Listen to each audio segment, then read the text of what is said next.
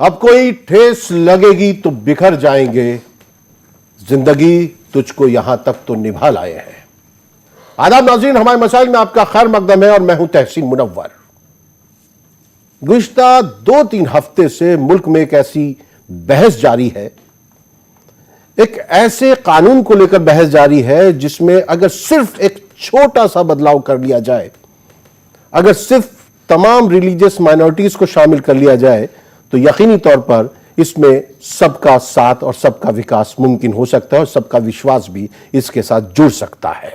यह कहना है उन लोगों का जो CAA की मुखालफत कर रहे हैं, NRC की मुखालफत कर रहे हैं और अब वो NPR की भी मुखालफत कर रहे हैं।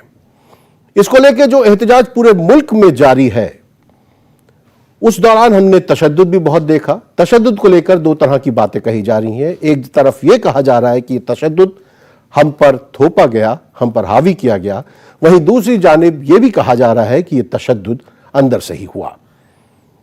तशद्दुद को लेकर हर तरह के वीडियोस वायरल भी हो रहे हैं जिसमें ऐसा महसूस किया जा रहा है कि कहीं ना कहीं कुछ ऐसी साजिशी ताकतें भी काम कर रही हैं जो चाहती हैं कि मुल्क में इस किस्म का तशद्दुद जो है वो बढ़ के आगे बढ़े। तशद्दुद जब होगा तो यकीनी तौर पर पूरे मुल्क का नुकसान है, उनका ही नुकसान है जो बहुत कमजोर हैं, जो 2 वक्त की रोजी रोटी के लिए सड़कों पर आते हैं, जिन्हें कुआं खोदना है रोजाना और अपना घर चलाना है। लेकिन सवाल इस बात का है कि ये जो एहतजाज जारी है, जिसके दौरान झारखंड के नतीजे भी आए और उसके बाद हमने ये भी देखा कि वजीर दाखिला अमित शाह साहब ने एक बयान भी दिया, एक तवील इंटरव्यू दिया NI को, जिसमें उन्होंने बहुत सी उन बातों पर से जो उलझने हैं उनको दूर करने की कोशिश की, लेकिन जो उनके मुखालफिन हैं उन्होंने कहा कि इससे उलझने और बढ़ गई हैं। लेकिन उलझन इसलिए बढ़ी है कि बातचीत नहीं हो रही है। दिलों की उलझने बढ़ती रहेंगी अगर कुछ मशवरे बाहम ना होंगे। इसी पर गौर करने के लिए हमारे मसाइल में आज बहुत अहम लोग मौजूद हैं जो इस एहतजाज से जुड़े हुए हैं। और दूसरी बात यह भी है कि हम सब जानते हैं कि हमारे मसाइल में हम बहस नहीं करते, हम गुफ्तगू करते हैं, हम बातचीत करते हैं और मसले का हल तलाश करने की कोशिश करते हैं। हम सबकी बात सुनते हैं और अपनी बात भी सुनाते हैं। तो आइए मैं तारुफ करा दूं हमारे दरमियान जो अहम शख्सियात मौजूद हैं उनसे, और यकीनी तौर पर आज हम हमारे मसाइल में इस मसले का हल लेकर जाने की कोशिश करेंगे। हमारे दरमियान मौजूद हैं ख्वाजा इफ्तिखार साहब, और हम इनके शुक्रगुजार हैं कि ये पैनल इनके लिहाज से वैसा नहीं है जिस पैनल पे ये मौजूद रहते हैं। लेकिन ख्वाजा इफ्तिखार साहब इसलिए यहां पर मौजूद हैं कि वो बताना चाहते हैं कि ये जो है, ये जो मसला क्या है और इस मसले से निकलने की राह क्या हो सकती है। हमारे दरमियान हमारे साथी, हमारे दोस्त मशकूर उस्मानी साहब भी मौजूद हैं जो अलीगढ़ मुस्लिम यूनिवर्सिटी के साबिक सदर रह चुके हैं। आप हमारे दरमियान यासिर जिलानी साहब मौजूद हैं, भारतीय जनता पार्टी के तर्जुमान हैं। इसके अलावा हमारे दरमियान मौजूद हैं टिस के साबिक जनरल सेक्रेटरी रहे फहद साहब, ये हमारे यहाँ आते रहे प्राइम डिबेट में, इनका भी खैर मकदम है। जामिया के स्टूडेंट है आकिब, इनका यहां मौजूद होना इसलिए भी जरूरी है कि जामिया में जो गुज़िश्ता हफ्ते जो कुछ हुआ, जिसके बाद वहां पर पुलिस का दाखिला हुआ, वाइस चांसलर ने यहां तक कहा कि हमने नहीं इनको आने दिया, और उसके बाद बहुत कुछ ऐसी बातें कही जाती रहीं जिस पर जो है यकीनी तौर पर गौर होना चाहिए और इसका हल निकाला जाना चाहिए। मेरे साथ ये मौजूद है यहाँ पर किश्वर शहजाद हैं, ये भी जामिया से स्टूडेंट है, ये भी बोलेंगे, और बहुत से लोग जामिया से भी हैं और दीगर भी हैं, वो भी बात करेंगे। मैं शुरुआत करता हूँ यासिर जिलानी साहब, आपसे ही करूंगा मैं। ये देखिए, इस वक्त मुल्क के हालात ऐसे हैं कि हमें रोजी रोजगार की बातचीत होनी चाहिए थी। लोग कहते हैं कि इस तरह की बातें हो, सेहत पर बात हो, जिंदगी पर बात हो। ये क्या ये वक्त बिल्कुल सही था CAA के लिए, NRC के लिए, NPR के लिए? जिस तरह के हालात मुल्क में हुए हैं, तमाम रियासतों में, तमाम विश्वविद्यालयों में, जो वहाँ के छात्र हैं, जो वहाँ की छात्राएं हैं, इस तरह का आंदोलन लेके सामने आई, जो मुझे लगता है कि उन्हें कम से कम CAA को समझना चाहिए था। CAA क्या था? CAA सिर्फ 3 इस्लामिक देश, अफगानिस्तान, पाकिस्तान, बांग्लादेश थे, जो रिलीजियस माइनॉरिटी हैं, जो उत्पीड़न और प्रताड़ना के शिकार होके भारत में आएंगे, उस भारत में आने के बाद एक प्रोसीजर है, उस प्रोसीजर के अंदर अपना फॉर्म भरेंगे, उस फॉर्म को भरने के बाद वो अप्लाई करेंगे सिटीजनशिप के लिए। ये बात वजीर आजम की तरफ से, वजीर दाखिला की तरफ से बार बार आई है कि जो वहां प्रताड़ित होते हैं, और ये इतिहास रहा है, चाहे पाकिस्तान का हो, बांग्लादेश का हो, ये तमाम जगहों पे जो माइनॉरिटीज के लोग हैं उनके साथ कैसे कैसे मास कन्वर्जन, मास धर्मांतरण, वहां पे उनके मंदिरों को तोड़ना, वहां पे उनके धार्मिक स्थलों के साथ नुकसान पहुंचाना, ये दुनिया के मीडिया और आपने जैसे पाकिस्तान में ऐसा तो शियास के साथ हो रहा है, अहमदियास के साथ हो रहा है, ईमान बारगाहों पे हमले होते हैं, बम ब्लास्ट होता है। अहमदियास को तो वहां पे बहुत मतलब समझ लिया कि उनको बिल्कुल बाहर ही कर दिया गया है। उनके लिए भी कहा गया। और आपको साथ साथ मैं इंक्लूड कर दूं, अगर कोई मुसलमान वहां पे इस तरह की कंडीशन से आता है तो उसको भी भारत के अंदर नागरिकता देने का एक जो सिस्टम कहा गया है, अगर उसमें वो सारी चीजें लेके आते हैं तो हम देंगे। ख्वाजा इफ्तिखार साहब, जो बात यासिर कह रहे हैं, ऐतराज है क्या उस पर? पहली बात तो मैं ये कहना चाहूंगा कि जो बात यासिर जिलानी साहब ने कही है, ये तकनीकी तफासील हैं, टेक्निकल एक्सप्लेनेशंस हैं और पॉलिटिकल एक्सप्लेनेशंस हैं। मैं इससे आगे इस इशू को ले जाना चाहता हूं और उसी जहन से मैं आज आपके प्रोग्राम में शिरकत भी करूं। पहली बात यह है कि ये कॉन्स्टिट्यूशनल इश्यूज हैं, आईनी इश्यूज हैं। आइन के इशू को जब भी हम उसका कोई तज्जिया करते हैं या उसको एनालाइज करते हैं या उसको इंटेरोगेट करते हैं तो दो चीज़ें हमारे सामने रहती हैं। पहला तो ये कि फेस वैल्यू पे सतही तौर पर कानून का मजमून क्या है, लेकिन उससे जो अहम चीज़ होती है जो आपको बेचैन कर रही है और वो ये है कि उसके की स्पिरिट क्या है। जब नौजवान की नफ्सियात में कोई चीज़ बेचैनी पैदा कर देती है तो वो चिंगारी बहुत दूर तक फैल जाती है, और ऐसा ही इस वक्त पूरे मुल्क में हुआ है। यहाँ मैं ये वाज़ेह करता चलूँ कि ये मसला ये मुसलमान का मसला नहीं है, ये हिंदुस्तान का मसला है। जिन लोगों ने भी इस मसले को मुसलमान का मसला बनाने की कोशिश की या कोशिश करें या आगे कोशिश करने वाले हों, वो आप याद रखिए वो हिंदुस्तान के न दोस्त हैं और न आपकी मुस्लिम कम्युनिटी के दोस्त हैं। तीसरी बात जो मैं कहना चाहता हूँ वो ये है कि देखिए, एहतजाज में और तशद्दुद में आपने शुरुआत यहाँ से की थी। एहतजाज हमारा सबका आईनी हक है और हिंदुस्तान एक तहजीब का नाम है। तमाम दुनिया की यूनिवर्सिटीज़ का जब आप अहाता करें, मैंने काफ़ी दुनिया घूमी है और काफ़ी यूनिवर्सिटीज़ में मैं गया हूँ। मैं इसलिए नहीं कह रहा कि मेरा ताल्लुक जामिया और अलीगढ़ से है। आज भी इतने बुरे दौर में जबकि अक़दार जो हैं उनका कलाकुमा जगह जगह हो गया है, आज भी जितनी तहजीब और जितनी रिवायात अल्हम्दुलिल्लाह अलीगढ़ और जामिया में, जामिया के असातिज़ा में, अलीगढ़ के असातिज़ा में, हमारे दोनों इदारों के तलबा के अंदर मौजूद हैं। मैं उस पर आप सबको काबिल तहसीन समझता हूँ, दादे तहसीन देता हूँ।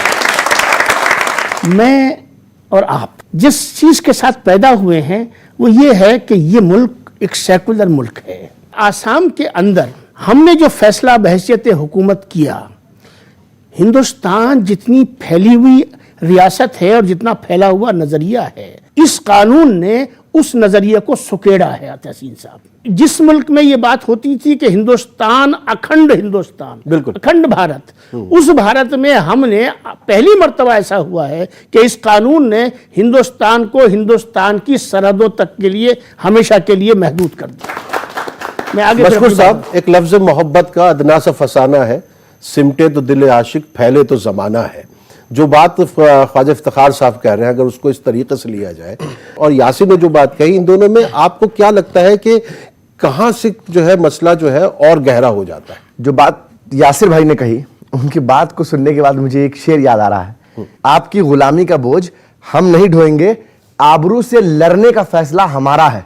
इन्होंने एक बात कही कि बहुत प्रताड़ना हुई है, अच्छी बात है, ये बात मैं भी समझ रहा हूं और देश का हर पढ़ा लिखा नौजवान समझ रहा है कि पाकिस्तान, अफगानिस्तान और बांग्लादेश के अंदर प्रताड़ना हुई है, आप उनको बुलाइए। लेकिन हिंदुस्तान का आईन क्या कहता है? हिंदुस्तान का आईन जो है आर्टिकल 10, आर्टिकल 14, 15 और 21 ये कहता है कि आप रिलीजन के बेसिस पर किसी को डिफरेंशिएट नहीं करेंगे, किसी भी सिटीजन को डिफरेंशिएट नहीं करेंगे। तो आप कैसे रिलीजन के बेसिस पर डिफरेंशिएट कर रहे हैं? जो हमारा कानून आईन है वो ये बताता है कि ये देश जो है वो सेकुलर मुल्क है, तो सेकुलर मुल्क के अंदर आप रिलीजियस कलर क्यों देना चाहते हैं? पहला ये।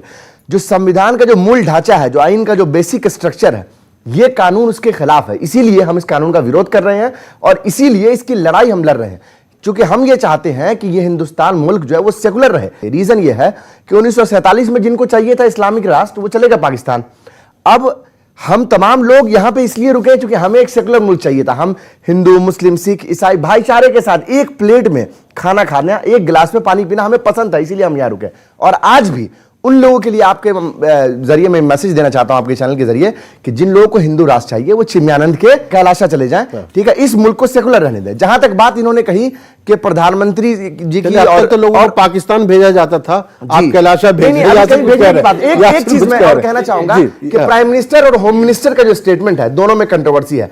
प्राइम मिनिस्टर साहब ने यह कहा कि एनआरसी पे चर्चा नहीं हुई है, और होम मिनिस्टर साहब ने सदन के अंदर, संसद के पटल पर यह कहा कि सीए के बाद अगला कानून एनआरसी है। तो अब इस देश के अंदर हम प्रधानमंत्री की बात को सच माने, होम मिनिस्टर की बात को सच माने, या राष्ट्रपति महोदय का जो अभिभाषण हुआ उसमें भी एनआरसी की बात की गई थी, तो किसको सच माना? एक अजीब स्टेट ऑफ कंफ्यूजन में फैला दिया, एक तरह की एनार्की फैली हुई देश में, जिसमें संस्थानों का बस 30 सेकंड, क्योंकि मुझे बाकी को शामिल करना, फिर ब्रेक पे जाना है। देखिए, मशकूर ने जो भी बात कह रही है, जितने ऑडियंस और जितने जामिया के बच्चे बैठे हैं वो समझ रहे हैं कि इनकी सारी बातों में एक अहंकार है और नफरत है, जो नफरत फैलाने की कोशिश कर रहे हैं। कोई नफरत नहीं है, मैं सुन लीजिए, अब देखिए, आप बोल रहे थे, मैं चुप रहा था, 30 सेकंड दिया उन्होंने, 30 सेकंड दिया।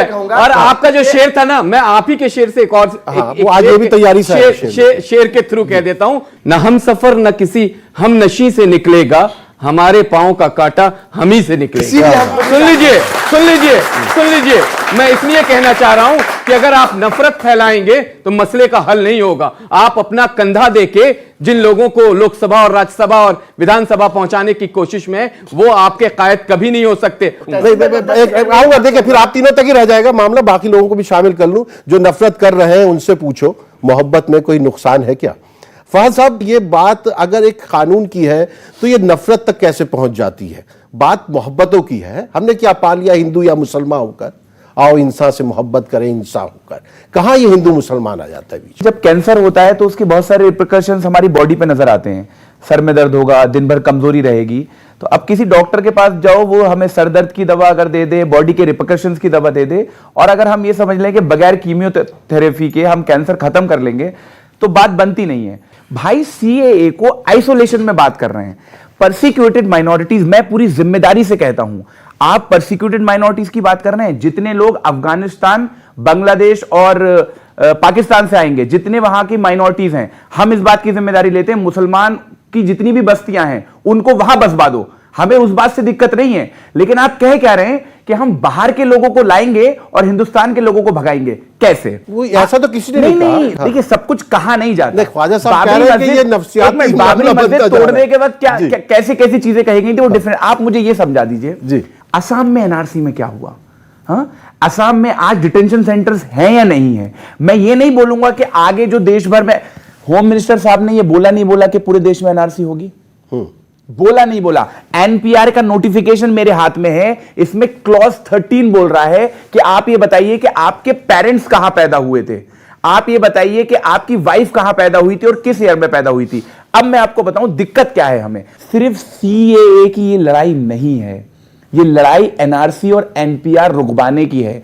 आप मुझे ये बताइए, जो ये लाखों लोग सड़कों पर उतर रहे हैं, क्या ये देशवासी नहीं है? और ये जो बार बार बोला जा रहा है कि ये अपोजिशन के लोग हैं, अपोजिशन की अगर सारी पॉलिटिकल पार्टीज मिलके भी अगर एक धरना बुलाएं, मैं जिम्मेदारी से कहता हूं आधी जनता नहीं बुला पाएंगे। ये तो इस वक्त अपोजिशन की हालात है। इस देश की अपोजिशन आज जनता है। और एक चीज जो बहुत अहम है, आपके माध्यम से मैं देश के लोगों से कहना चाहता हूं, ये बोल रहे हैं कि सीएए एक बार पार्लियामेंट में पास हो गया, और लोकतंत्र में तो पार्लियामेंट में कोई चीज पास हो जाती है सबसे ऊपर होती है। इमरजेंसी कहां से पास हुई थी? इंदिरा गांधी जी ने जो संविधान पर काला धब्बा लगाया था, वो जगजीवन राम जी ने उसका बिल पेश किया था, और फखरुद्दीन अली अहमद साहब ने उस पर साइन किए थे। और बड़े अफसोस की बात कह रहा हूं, उसी एनआरसी में आज असम में फखरुद्दीन अली अहमद साहब के बच्चे नहीं हैं। अब मैं वायलेंस पर आता हूं, क्योंकि आपने पूछा ये बट क्यों रहे हैं। बंबई की पुलिस हमारे साथ चलती है। बंबई की पुलिस से पूरी देश की पुलिस को यह सीखना चाहिए कि संवैधानिक अधिकार जो आर्टिकल 19 में हमें दिए गए हैं, विदाउट आर्म्स आप कहीं भी इकट्ठे हो सकते हैं। अब ये डरते क्या है? डरते कहां से हैं कि हमारे हाथ में कलम होता है, बाबा साहब अंबेडकर का दिया हुआ कलम है, ये उससे डर जाते हैं कि बाबा साहब को हमने अपना हीरो कैसे मान लिया। और यूनिवर्सिटीज पे अटैक साफ है। आप जो है मनु पढ़िए, आप गोवालकर साहब को पढ़िए, उनका हर वो आदमी जो सवाल पूछने की प्रवृत्ति रखता हो। तो ये जो लोग उतर रहे हैं ये कहां के हैं, और ये कोई किसी परसिक्यूटेड माइनॉरिटीज को नहीं देना चाहते हैं। ना तो इन्होंने तमिल हिंदूज को लिया, ना तो इन्होंने रोहिंग्या मुस्लिम्स को लिया। मुझे यहाँ पे ब्रेक ले लूं, उसके बाद मुझे, क्योंकि आकिब को भी शामिल करना है। अब जिस जमीन पर मैं खड़ा हूं वो मेरी पहचान है। आप आंधी हैं तो क्या मुझको उड़ा ले जाएंगे? लौट कर आते हैं मुख्तसर वक्त के बाद। हमारे मसाइल में आपका एक बार फिर खैर मकदम है। कौम की रहबरी को काफी है एक ही आदमी ठिकाने का। बशकुर साहब, एक सवाल जहन में आता है कि जब फ्लोर मैनेजमेंट करना था राज्यसभा में, तो ये जितनी पॉलिटिकल पार्टीज हैं जो आज आपकी तरफ से बोल रही हैं या सीए की मुखालफत कर रही हैं, इनमें से बहुत से इनके राज्यसभा के जो मेंबर पार्लियामेंट थे वो उस दिन मौजूद नहीं थे। कुछ लोगों ने जो है वो उस दिन जो है वॉकआउट कर दिया ताकि उससे जो है फायदा हो जाए। वहां राज्यसभा में कोई ज्यादा फर्क नहीं था। अगर ये सारे लोग मौजूद रहते तो राज्यसभा से इस बिल को पास करना इतना आसान नहीं रहता जितना हो गया था। तो क्या आप इन सियासी जमातों से ये सवाल नहीं कर रहे कि आपका फ्लोर मैनेजमेंट उस दिन क्या हो गया था? इसके लिए मैं बीजेपी को मुबारकबाद देता हूं कि मैनेजमेंट इनका सबसे अच्छा है। अमित शाह जी ने सबको मैनेज कर इनका मैनेजमेंट का मतलब अपोजिशन पार्टी शामिल हो गई कि जब सड़कें सूनी हो जाती हैं तो संसद आवारा हो जाता है। इन लोगों को लगता था कि 6 साल में जनता को डरा दिया है, लेकिन कहते हैं डर को इतना मत डराओ कि डर ही मर जाए। इसीलिए सड़कों पर उतर के हमने अब संसद को बताने का काम वो किया एक अलग बात होगी। मैं कह रहा हूं कि देखिए हमारे यहां से बहुत सारे मेंबर पार्लियामेंट जो है जो एनसीपी वगैरह से भी रहे, जेडीयू से भी रहे, जिनको आप इस वजह से वोट देते हैं, आपको लगता है कि ये जो है मुसलमान है, आप उस वजह से उन लोगों ने भी जो है वहां पर आवाज बुलंद नहीं की है। मैं उसको कह रहा हूं। एक मिनट देखिए, आपका बिल्कुल सवाल वाजिब है, और मैं बताऊं ये पोल खोल अभियान है, ये किसी एक पॉलिटिकल पार्टी के लिए नहीं है। अगर मेरे साथी को लगता हो कि सिर्फ हम पोल खोल जो इनके वादे थे वो सिर्फ बीजेपी के लिए, वो जेडीयू के लिए भी है, तो ये पोल खोल अभियान सभी के लिए चल रहा है, सारी पॉलिटिकल पार्टीज के लिए है ये जो बात। लेकिन उसमें देखिए जिस तरह तशद्दुद की आमेजिश होती जा रही है उसकी वजह से जो है इसको बदनाम करने का मौका मिल रहा है। कहां हो रहा है? देखिए मुझे बताइए, ये जो कालिंदी कुंज वाला रोड पिछले 15 दिन से बंद पड़ा है, जो लोग हिमायत भी कर रहे हैं वो भी परेशान है। आप जा किस तरफ रहे? कोई लाए अमल है, कोई स्ट्रेटजी है? कहीं पर आप इस एहतजाज को कहां लेकर जाना चाहते हैं? मैं कह रहा हूं, मैं मुबारकबाद देता हूं भारतीय जनता पार्टी को कि इस तरह का मैनेजमेंट वो बहुत अच्छे से करती हैं। अमित शाह जी ने सबको मैनेज कर रखा है कि आपको क्या करना नहीं करना। वो किस तरह से मैनेजमेंट है, जो बाकी पॉलिटिकल पार्टी हैं जो पहले इख्तियार में रही हैं उनकी भी फाइलें पड़ी हुई हैं, उनकी फाइलों को भेज दिया जाता है, कभी सीबीआई को भेज दिया जाता है, कभी ईडी को भेज दिया जाता है, और अगर आपने बीजेपी से हाथ मिला लिया तो वॉशिंग मशीन में आप साफ होकर निकल गए, जैसा कि आपने अभी महाराष्ट्र में देखा। नहीं, एक मिनट कंप्लीट कर लीजिए। ये देखिए, ये इस तरह से। दूसरी चीज जो आपने बात की कि कालिंदी कुंज वाला जो रोड ब्लॉक है, मैं आपको बताऊं, देखिए तहसीन भाई, ये बात सरकार को सोचनी चाहिए। भारतीय जनता पार्टी की मरकजी हुकूमत है, उनको ये सोचना चाहिए कि आखिर ये लोग हजारों हजार की तादाद में सड़कों पे आकर क्यों बैठे हुए हैं। किसी को बैठने का शौक नहीं है, महिलाएं वहां पर, औरतें बैठी हुई हैं वहां पर, नौजवान वहां पर बैठे हुए हैं। जो कल तक नौकरियां मांग रहा था, जो कल तक फ्री एजुकेशन मांग रहा था, फ्री हेल्थ केयर मांग रहा था, आज वो ये कह रहा है कि भाई हमें कम से कम नागरिक रहने दो इस मुल्क का। ये ऐसा आपने काला कानून लेके आ गए कि महिलाएं निकल गई हैं। इनका मैं डर बता दूं, इनका डर, ये डर कहां से रहे? ये डर इस चीज से रहे, ये आंदोलन जनता का आंदोलन है। ये आंदोलन में कोई पॉलिटिकल पार्टी नहीं चला रही है। इसे जो ये दिखाना चाह रहे हैं कि एक पॉलिटिकल पार्टी ऐसे मूव करके इस आंदोलन को ऐसे चला रही है, जनता का आंदोलन है। और मुझे ये नहीं समझ में आ रहा है ये आंदोलन से इतना आप डर क्यों रहे हैं? तब इंडिया अगेंस्ट करप्शन आंदोलन हुआ था, तब तो ये कह रहे थे आंदोलन तो बहुत अच्छी चीज है, आंदोलन देश में होना चाहिए। तब अरुण जेटली साहब आंदोलन करते थे अपने स्टूडेंट मूवमेंट में, तब तो आंदोलन सही था। लेकिन जब इनके खिलाफ, इनके लाए कानून के खिलाफ आंदोलन होता है तो ये आंदोलन से डर जाते हैं। ये संविधान बचाने की लड़ाई है, ये इस चीज की लड़ाई है कि ये मुल्क सेकुलर है। 1955 कितनी लंबी लड़ाई है आखिर? ये कब तक चलेगी? आप तो यहाँ प्रवक्ता बैठे, इनसे आप पूछ लीजिए, जल्दी से जल्दी वापस ले लें। हम भी सर को देखिए, हम भी वापस पढ़ाई लिखाई करना चाहते हैं। आपने हमारी लाइब्रेरीज डिस्ट्रॉय कर दी, सारी वीडियोस हैं। एक बच्चा एलएलएम का है जो यूपीएससी करना चाहता है, उसका ख्वाब था, लॉ करने के बाद उसकी आप आंख फोड़ देंगे तो फिर इसका क्या जाएगा? मतलब कि जो गवर्नमेंट है वो जनता की सुनना ही नहीं चाहती है। सड़कों पे हमारी माँ बहनें बैठी हैं, सुबह से ठंडी में बैठी हैं, कोई शौक नहीं हम लोगों को सड़कों पे बैठने का। हम लाइब्रेरी में वापस जाना चाहते हैं, अपनी पढ़ाई करना चाहते हैं, इस मुल्क को आगे बढ़ाना चाहते हैं, हमारी ये ख्वाब है। लेकिन आप हमें मजबूर कर रहे हैं क्योंकि आप हमारे कॉन्स्टिट्यूशन को डिस्ट्रॉय करना चाह रहे हैं। आप जनता को गुमराह कर रहे हैं। भाई रिलीजन के बेसिस पे आप नहीं दीजिए सिटीजनशिप। किस दिशा में आप देश को ले जाना चाह रहे हैं? फिर से आप 2 नेशन बनाना चाह रहे हैं इंडिया में भी? जवाब दीजिए ना, खुल के जवाब दीजिए। फिर आप एनपीआर लाते हैं 19। देखिए ये बात तो मानेंगे कि ये नौजवान नस्ल जो है, ये नौजवान नस्ल जो है ये बोल रही है, ये बहुत ये बात तो मानेंगे कि ये नौजवान नस्ल जो है बोल रही है, अपनी बात रख रही है और उसकी बात सुननी चाहिए। अब इन्होंने कहा डर के ऊपर, मैं एक शेर के साथ ही डर को कंप्लीट कर दूं। कभी डरे नहीं, कहीं झुके नहीं, कहीं छुप छुपा के खड़े नहीं, जो डटे हुए हैं महाज पर मुझे उन सफों में तलाश कर। मैं उसी जामिया मिलिया इस्लामिया का छात्र रहा हूं और जिस दिन आंदोलन का दूसरा दिन था। अब सुन लीजिए, अब आप बच्चे हैं, अब सुन लीजिए, आप सुनिए, हम बच्चे हैं और हम मानते हैं हम बच्चे हैं। हाँ, सुनिए, मुल्क को बचा रहे हैं, हम बच्चे हैं। आप अगर मुल्क को बचाने की बात कर रहे हैं तो आप बच्चे नहीं है, क्योंकि आप मुल्क बचा हुआ है, क्योंकि जो सत्ता में बैठे हैं वो मुल्क को बर्बाद करना चाहते हैं और बच्चा ही रहेगा।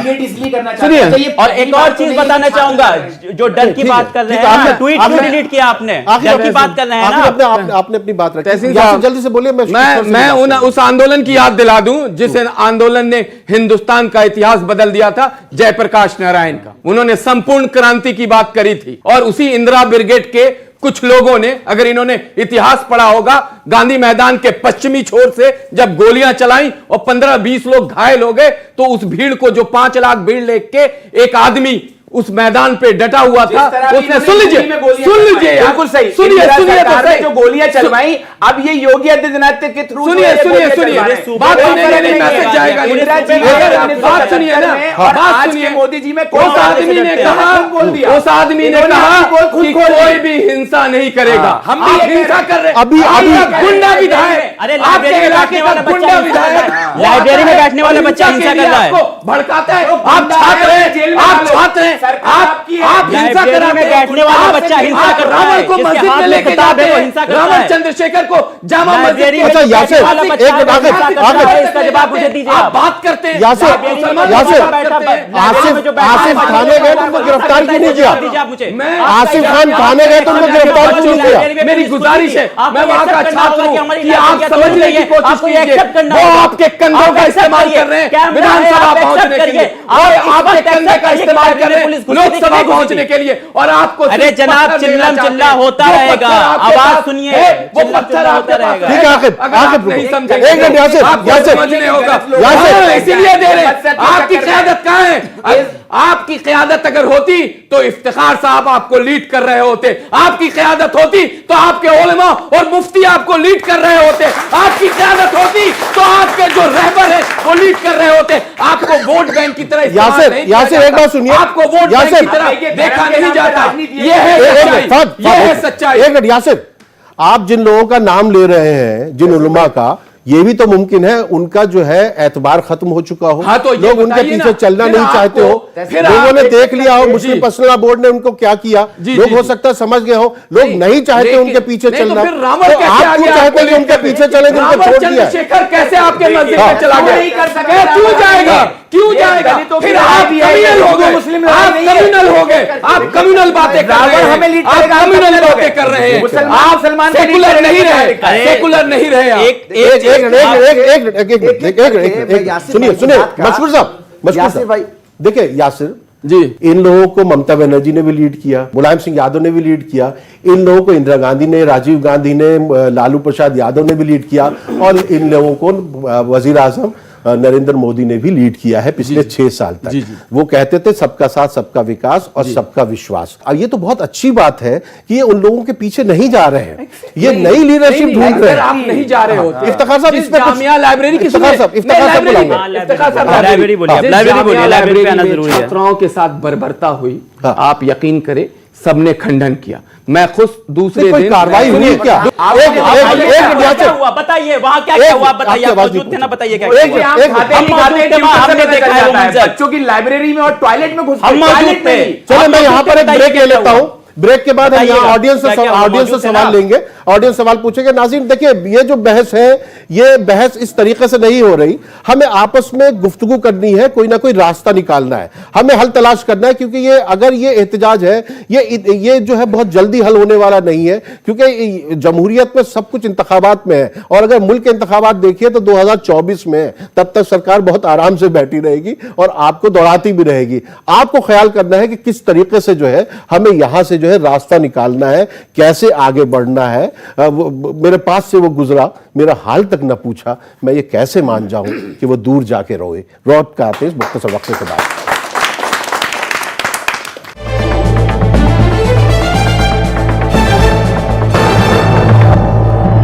हमारे मसाले में आपका एक बार फिर खैर मकदम है। और ये जो बहस हो रही है ऐसी होनी चाहिए, लेकिन दूसरों को भी बोलने का मौका देना चाहिए ताकि दूसरे लोग भी अपनी बात रख सके। मुश्किल ये हो रही है कि बात ना तो सुनी जा रही है और ना बात कही जा रही है। जब हम वक्फे पर गए थे तो मशकूर कुछ कहना चाहते थे। संजीदगी के साथ मैं ये कहना चाहता हूं कि यासिर भाई को इस बात से दिक्कत है कि रावण मस्जिद में आ गए।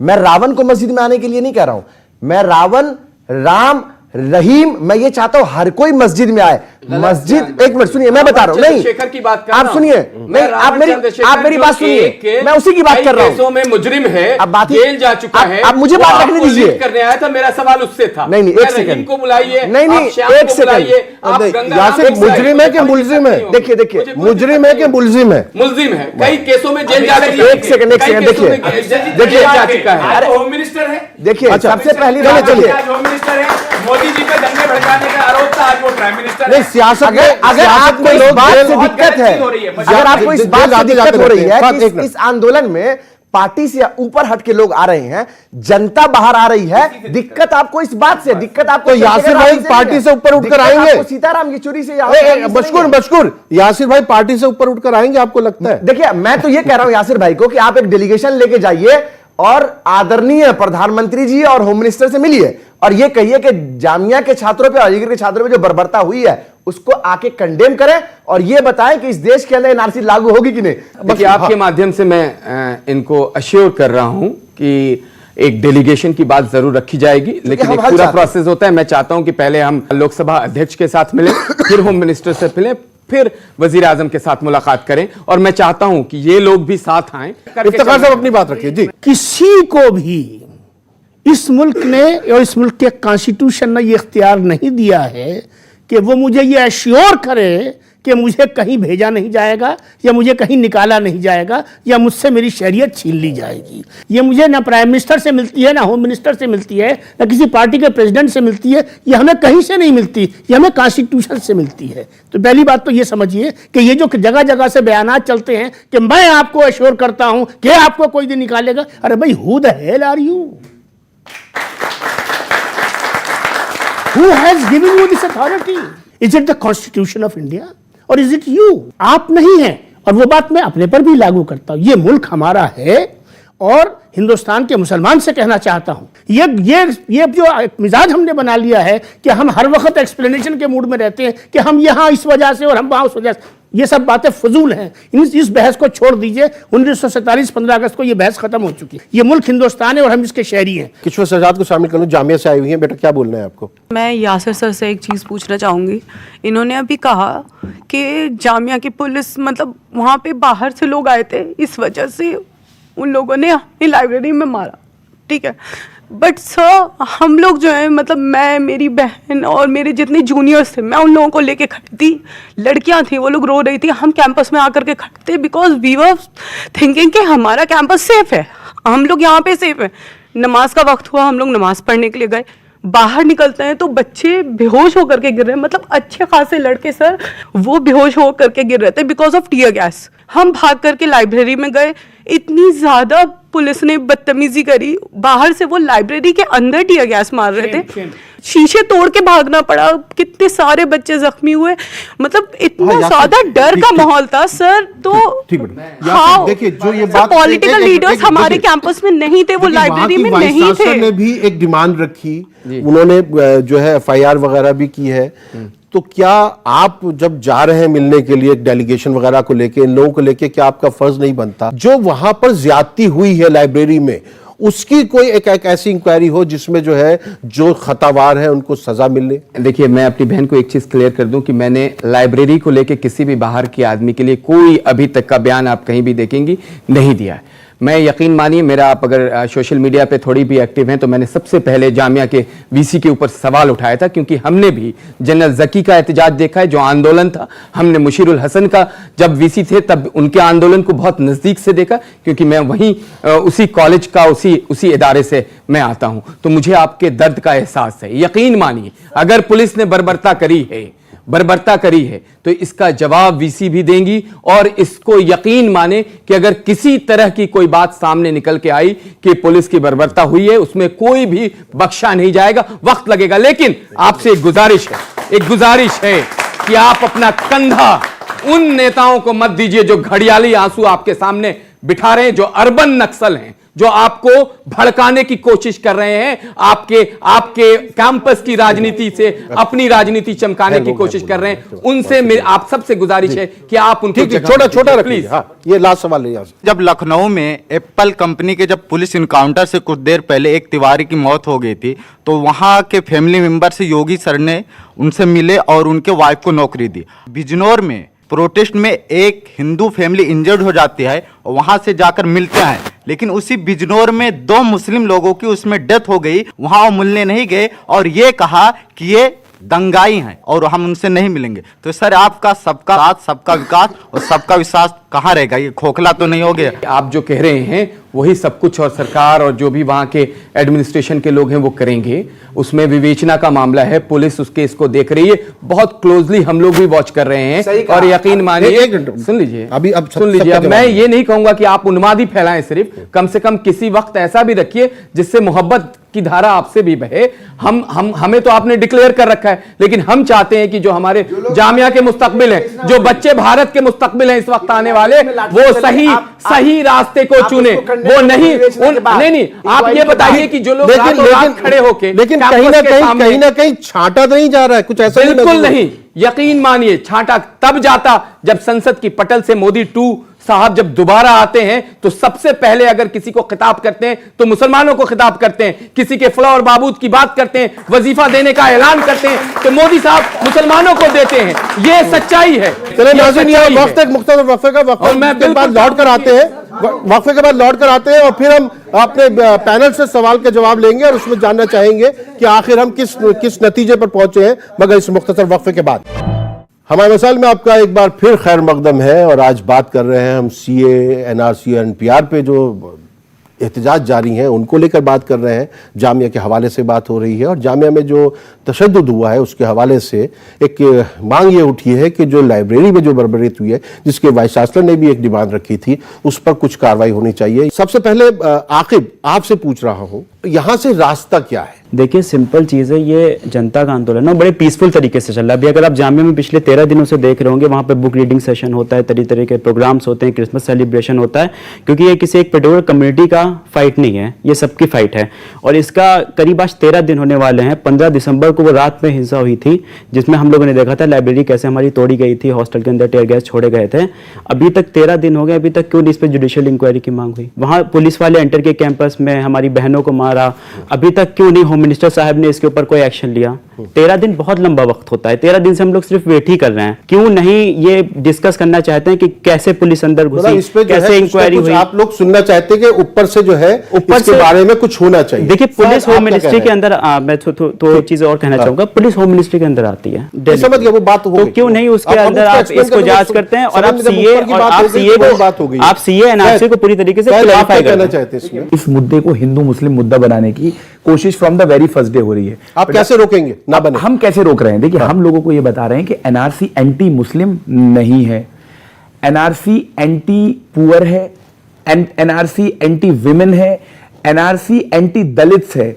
देखिए, ये पूरी बड़ी साजिश है। वज़ीर दाखिला कह रहे हैं एनआरसी है ही नहीं, अब तो एनपीआर आएगा। अभी भी एनपीआर है। NPR is the first step towards NRC. ये वेबसाइट पे लिखा हुआ है गवर्नमेंट ऑफ इंडिया की। मैं आपको अभी एक एनपीआर का नोटिफिकेशन दूंगा जो अभी परसों आया है, जिसमें ये लिखा हुआ है 13वें नंबर एनुअल रिपोर्ट है, वो एनुअल रिपोर्ट है और 24 नवंबर 2014 को अब मैं क्या बोलना चाहता हूं, सॉल्यूशन पे क्या बोलना चाहता हूं? देखिए, सॉल्यूशन पे मैं ये बोल रहा हूं, हम लोगों तक जा रहे हैं, आपके पास आऊंगा, हम लोगों तक जा रहे हैं। हम मुंबई में क्या कर रहे हैं, नेटिव स्पेसेस की तरह हम उन लोगों को भी बुला रहे हैं जो फेवर में हैं, इन support of NRC and cab. हम उनसे नेगोशिएशन कर रहे हैं, डायलॉग कर रहे हैं। सबको अपनी बात कहने का अधिकार है, चाहे वो फेवर में हो या विरोध में हो। हम लोगों को बता रहे हैं ये हम देश को दोबारा ना टूटे। अब सॉल्यूशन क्या है? स्टेट, मैं मानता हूं चलिए कि ये कंफ्यूजन क्रिएट किया है कुछ पॉलिटिकल पार्टीज ने, तो क्या देश की जनता के लिए प्रधानमंत्री जी ये नहीं कह सकते और होम मिनिस्टर जी के एनपीआर का प्रोसेस नहीं होगा, रुकवा दें प्रोसेस, ताकि हम लोगों का भरोसा हो जाए, हम टेबल पे बैठे हैं। जैसे आपने भी बोला लेट्स टॉक। जितने स्टूडेंट्स को मारा है उनको भी बुलाइए, जहां पे क्यों मारा गया उन पे इंक्वायरी कराइए, और उन तमाम मसलेहात की जो हमारे, आप ये नहीं कह सकते कि अर्बन नक्सल प्रोटेस्ट कर रहे हैं। मैं बोल रहा हूं मैं प्रोटेस्ट कर रहा हूं, आप साबित करके दिखाइए मैं अर्बन नक्सल हूं। आप साबित करके दिखाइए कि मैं लेफ्ट पॉलिटिकल पहले तो यही साबित करना होगा अर्बन नक्सल होता क्या है। ठीक है, मशकूर। बिजनौर में जो हुआ उसके लिए आपके एक मंत्री जाके मिल के आते हैं जो इंजर्ड हैं। वहीं पे जामिया के अंदर आपकी पॉलिटिकल पार्टी के लोग क्यों नहीं आए, आपके मंत्री क्यों नहीं आए? सेंटर में है, 8-10 किलोमीटर का डिस्टेंस है जामिया मिल्लिया इस्लामिया। अब तक तो होम मिनिस्टर को आ जाना चाहिए था। इतना बड़ा बवंडर किया दिल्ली पुलिस ने, लाइब्रेरी के अंदर घुसकर कुर्सियां तोड़ी है। मेरा एक दोस्त है मुस्तफा, उसके दोनों हाथ तोड़ दिए, और इतने गरीब परिवार से आता है वो कि मैं आपको क्या बताऊं। उस बच्चे के दोनों हाथ तोड़ दिए, वो यूपीएससी की तैयारी कर रहा है। जो लड़का स्टेट की सेवा करना चाहता है, देश की सेवा करना चाहता है, आपने उसके दोनों हाथ तोड़ दिए। अच्छा मुझको एक सवाल पूछूं, अब कहीं आपको इसमें ऐसा महसूस नहीं हो रहा कि दिल्ली के चुनाव आने वाले हैं, उसको लेके मामला और खिंचाया जा रहा है? अगर आप दिल्ली की बात करें तो अलीगढ़ में फिर क्यों किया? अलीगढ़ में आरएफ के लोगों ने इंटर किया, कैंपस गेट तोड़ा, अंदर गए और इस तरह से गोलियां चला रहे हैं, आंसू गैस के गोले छोड़ रहे हैं, ऐसा लग रहा है सरहद पे लड़ रहे हो। मतलब बड़ी अजीब बात है। हॉस्टल में घुस-घुस के बच्चों को डिटेन किया, गिरफ्तार करके ले गए उनको। अलीगढ़ में जिस तरह से बर्बरता हुई है, जामिया से कई गुना ज्यादा है। अलीगढ़ का नेट काट दिया गया 1 हफ्ते के लिए। कुछ स्टोरी सामने नहीं आई, कुछ मीडिया हाउसेस गए, रिपोर्ट थोड़ी बहुत निकल के आई है। अब जो रिपोर्ट आ रही है वो आप पढ़ लीजिएगा तो आपके आंख से आंसू निकल जाएगा कि ये बच्चे घर से पढ़ने आए थे, पुलिस ने इनके साथ क्या किया।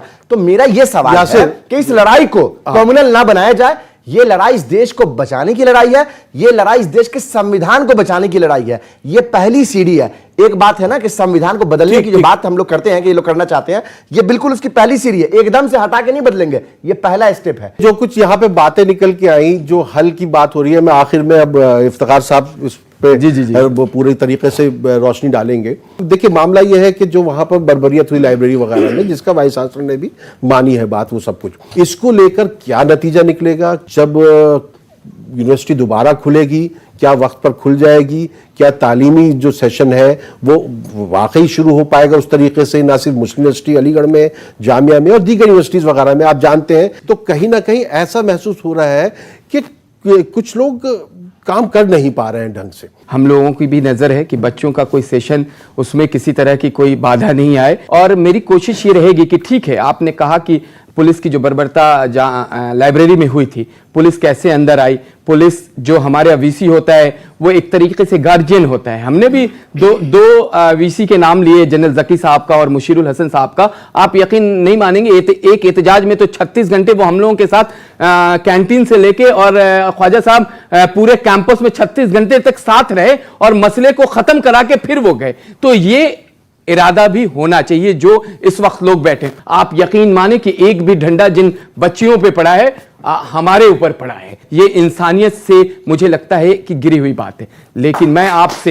एक रिक्वेस्ट तमाम लोगों से ये करूंगा कि जब आपका सेशन शुरू होता है आप एहतजाज करें। आर्टिकल 19 आपको ताकत देती है। जिस हम दस्तूर और आईन की बात करते हैं वो उसी दस्तूर ने हमें दिया है कि आप एहतजाज करें। लेकिन कोशिश करें कि जो आप एहतजाज करें, आपने अभी एक दिन किया था, गुलाब का फूल लेके आप तमाम लोगों को, जो पुलिस वाले हैं, जो दूसरे लोग उधर से गुजर रहे थे, वो दे रहे थे। वो तरीका है। हम फिर मोहब्बत की बात करते हैं। हम नहीं चाहते, हमारी समरसता, हमारी सामानता, हमारी तहजीब, हमारी जो गंगा जमनी तहजीब है बहुत पुरानी है। सबसे पहले हमें उस वक्त हमें मौका दिया महाराजा चेरुमल ने केरला के, जब हम ट्रैवलर होके आए थे और मस्जिद का निर्माण उन्होंने करके वहां दे दिया। ये भी एक भारत की तहजीब है, इसका अंदाजा। और रही बात में वजीर दाखिला और वजीर आजम की तरफ से जो बात कह रहे हैं, यकीन मानिए कि संजीदगी के साथ कह रहे हैं। और एनआरसी पे क्लियर और कर दूं, एनआरसी अभी किसी ने देखा नहीं, कोई बिल टेबल पे नहीं आया, कोई स्वरूप नहीं, कोई प्रारूप नहीं, कहीं कोई चर्चा नहीं।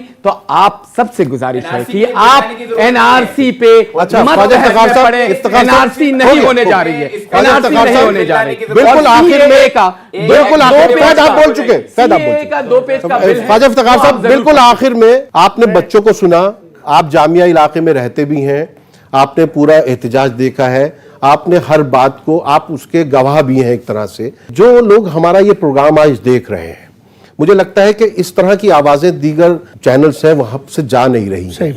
ये किस तरह से उन अरबाब इक़्तिदार तक पहुंचे और जहां से कुछ ऐसे फैसले लिए जाएं कि इन बच्चों को कम से कम अपना जो तालीमी साल है उसको आगे बढ़ाने में मदद मिले, इनके जो दिलों पे चोट लगी है, जो इनकी रूह घायल हुई है, उस पे मरहम लगे। हिजाब में रहने वाली हमारी बच्चियां, उनको ये माहौल सड़कों पर ले आया, इसके हवाले से मैं तवक्को करूंगा कि हिंद मुल्क का हर जिम्मेदार शख्स भी, चाहे वो इख्तिदार में है चाहे वो इख्तिदार से बाहर है, कि ये बच्चियां जो कभी बाहर नहीं निकलती थीं, ये बाहर अगर निकल के आई हैं तो इस पर गौर व फिक्र होनी चाहिए। इस सूरत हाल में 2-3 इक़दामात उठाने की ज़रूरत है। पहला कदम तो ये है कि तमाम पॉलिटिकल पार्टीज़ के साथ वो बैठे और ताकि उनके सामने एक प्रॉपर पब्लिक ओपिनियन जो है वो आए और एक डिबेट का और डिस्कोर्स का प्रोसेस शुरू हो। दूसरा गुजारिश मेरी ये है कि एक ऐसी कोऑर्डिनेशन कमेटी बनाई जाए कि जो सिविल सोसाइटी से, हमारे एक्टिविस्ट से, हमारे इन बच्चों से, इनकी सुने भी और जहां फाया रखने की ज़रूरत है वो फाया भी रखने का काम करें और जो एग्रीगेट व्यू जो निकल के आता है उससे, उसको भी प्राइम मिनिस्टर को कन्वे करें।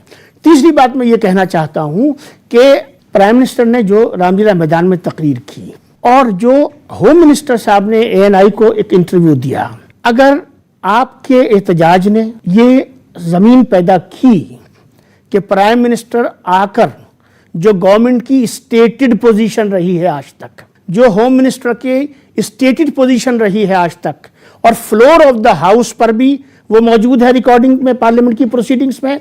इसके अलावा बहुत सारे जो क्वेश्चंस पूछे गए हैं डिफरेंट पॉलिटिकल पार्टीज के जरिए से, उनको रिटन आंसर्स में भी वो पोजीशन मौजूद है और पिछले 5 साल के पर मुहित वो आंसर्स मौजूद हैं जो रिकॉर्ड पर हैं। उस सब से हटकर अगर हिंदुस्तान का प्राइम मिनिस्टर ये कहता है कि ये कुछ नहीं है अब, तो मैं एक हिंदुस्तान के शहरी होने के नाते से उस पर यकीन भी करना चाहूंगा और उसको मौका भी देना चाहूंगा, क्योंकि उसकी वजह यह है, उसकी वजह मैं बताता हूं आपको, उसकी दलील बताता हूं। प्राइम मिनिस्टर को के लिए लाजिम है इस वक्त कि वो खुद मैदान में उतर के आए और आवाम पर यह जिम्मेदारी है कि मौका दें। एहतजाज का हक छिनता नहीं है। अगर कल को वजीर आजम अपने कहे हुए से और वजीर दाखिला अपने कहे हुए से, जिसका रिकॉर्ड मौजूद है, हमारे आपके पास महफूज है, अगर वो उससे पलटी मारते हैं और वो उससे पलटी करते हैं तो आपकी भी आवाज उनके खिलाफ होगी और मेरी आवाज भी उसके खिलाफ। चलिए, बहुत अच्छी बात है। देखिए, इकबाल ने क्या खूब कहा कि सारे जहां से अच्छा हिंदुस्तान हमारा, हम बुलबुलें हैं इसकी, ये गुलसिता हमारा, और कुछ बात है कि हस्ती बिटती नहीं हमारी, सदियों रहा है दुश्मन दौरे जहां हमारा। ये जो कुछ बात है, ये कुछ बात इस मुल्क की रूह है, इस देश की आत्मा है।